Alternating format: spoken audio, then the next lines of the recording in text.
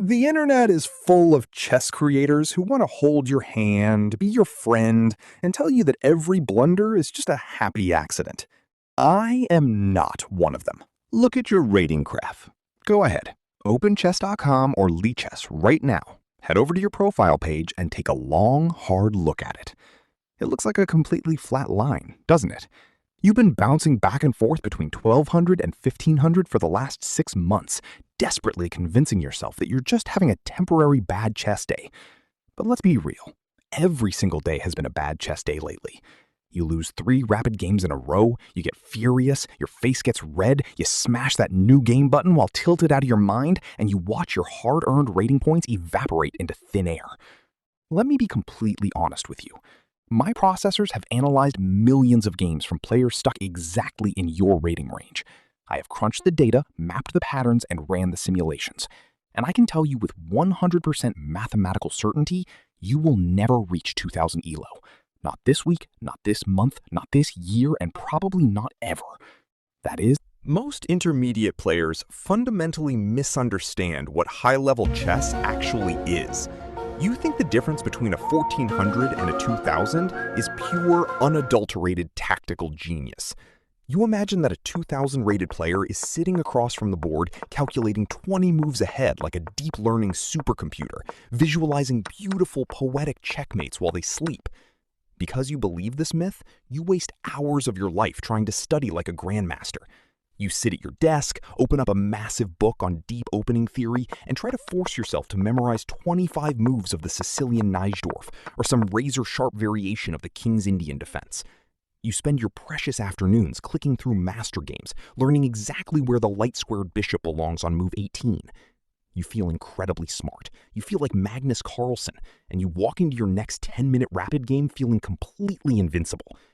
And then, on move 6, your opponent plays a completely random, terrible, untheoretical garbage move that isn't in any chess book on the planet. Your brain instantly short-circuits. All that memorized theory vanishes from your digital memory. You panic, you tilt, you take 20 seconds on a single move, you hang your knight on a completely open square, and you lose the game to a guy named Chessmaster99, who was eating potato chips and playing on his phone while sitting on the toilet. Sound familiar? It happens because you were focusing on a completely different game than the one you're actually playing. Here is the brutal truth that 2000 rated players do not want to tell you because it ruins the mysterious magic of the game. Chess under the 2000 level is almost never won by playing brilliant, dazzling moves. It is won by simply not playing stupid ones. It is a game of survival, consistency, and capitalizing on unforced errors, not a game of high art. Let us look at a real, living example from a game submitted by one of my viewers, who is currently stuck at 1450 ELO. White spends the entire opening phase trying to create a genius, aggressive attack on the king side. They push their f-pawn to f4 incredibly early, thinking they are being dominant, taking space, and forcing the issue. But my algorithms are looking at this white king, and let me tell you, his office door is wide open, and the security guards are on vacation. There is absolutely no defense left. A 1400 looks at this position and thinks about how to attack. A 2000 rated player looks at this exact same position and doesn't look for a flashy sacrifice at all. Instead, the 2000 player immediately identifies the structural weakness, recognizes that white has completely compromised their own king's safety, and decides to consolidate. They will calmly trade off the active pieces, shut down the superficial one-move threats, and slowly squeeze white until their position completely collapses under its own weight.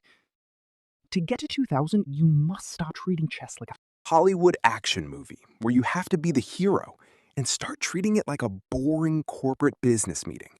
You need to be incredibly disciplined, completely patient, and fundamentally safe. If you actually want to cross that legendary 2000 threshold and leave the intermediate trenches behind for good, you need to completely overhaul your daily chess routine, starting today. There are 3 unbreakable rules you must implement into your games. The first rule is what I call the 2-second blunder check, and it is the easiest way to instantly gain 200 rating points without learning a single new opening line. Before your finger even touches a piece to make a move, you must force yourself to pause and ask one question out loud. If I move my piece to this square, what can my opponent instantly capture on their very next turn? It sounds incredibly basic, almost insulting, but my data shows that over 70% of games between 1200 and 1600 are decided solely because one player completely forgot that a bishop or a rook was controlling a long open diagonal from the other side of the board. You are throwing away massive amounts of ratings simply because you refuse to look at the destination square for 2 extra seconds before clicking. Train your eyes to scan the entire board, from corner to corner, every single move, and your rating will skyrocket. The second rule is to completely stop memorizing opening lines and start learning opening concepts. If you play the London system, the Caro-Kann, or the Queen's Gambit, you should not be memorizing the exact order of the first 15 moves. Instead, you need to understand the underlying philosophy of the opening. Why does your bishop want to be on f4? What pawn breaks are you trying to achieve in the middle game? What does your ideal endgame structure look like? If you do not know the long-term plan behind the moves you are making, you are just moving wooden pieces around a checkered board blindly, hoping your opponent makes a mistake before you do. A 2000 player knows exactly what their pieces want to accomplish long after the opening phase is completely over, which gives them a massive positional advantage. The third rule is the most painful, but it is the absolute most important. You must stop clicking the analysis or review game button immediately after you lose a match. When you let the computer engine flash green and red marks on your screen to tell you exactly where you messed up, your human brain does absolutely zero cognitive work. You look at the engine line, say to yourself, "Oh right, I see it now," and then you immediately queue up for another game without learning a single thing. Instead, when you lose, close the engine. Sit there in front of the board in absolute silence for 2 full minutes. Force your own mind to find the turning point of the game. Figure out exactly where the evaluation shifted. Find the tactical mistake yourself, and force your own neurons to do the heavy lifting. That discomfort you feel when trying to find your own mistake is the exact moment your brain is actually improving at chess. If you don't feel that discomfort, you aren't growing. Reaching 2000 Olo is not an impossible dream reserved only for child prodigies and geniuses. It is a highly achievable milestone for anyone willing to remove the emotional chaos and unforced errors from their gameplay. Stop looking for a magic opening trick that promises to win you games in 10 moves. Stop playing high-speed bullet chess while you are half asleep in bed at 2 o'clock in the morning, and start respecting the absolute fundamentals of positional safety. If you want my systems to analyze your terrible games, highlight your worst habits, and brutally roast your blunders in the next long-form video, drop a link to your chess profile in the comment section down below.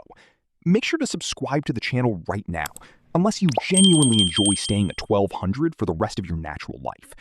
Good luck out there in your next matches. Try to keep your emotions in check, and for the love of stockfish, please stop hanging your queen.